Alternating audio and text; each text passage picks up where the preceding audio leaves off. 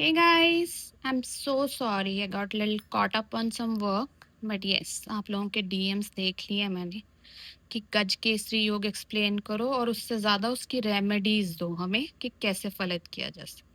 So here I am talking about गज केसरी योग, एक ऐसा ऑस्पिशियस एंड रिस्पेक्टफुल योग अकॉर्डिंग टू वैदिक एस्ट्रोलॉजी कि अगर वो आपकी चार्ट में नहीं भी है ना, तो रेमेडीज करके लोग फलित करना चाहते हैं उसके रिजल्ट्स लेने के.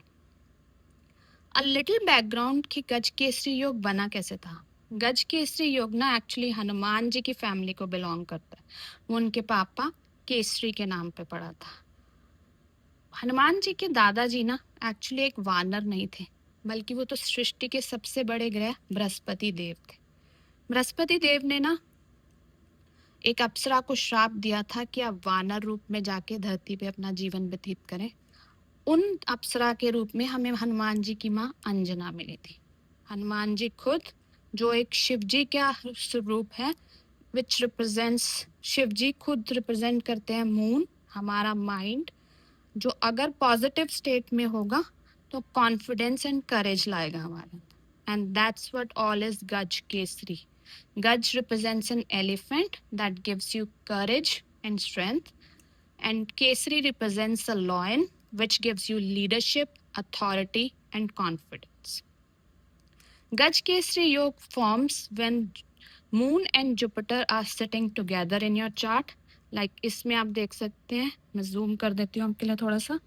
Jupiter and Moon are sitting together in the same house, or either in D1 और D9, जिसे नवांश लगन और नवांशा चार्ट भी कहते हैं, और जुपिटर और मून एक दूसरे से 4th, 7th और 10th हाउस में हो, देन दिस योग इज फॉर्म्ड.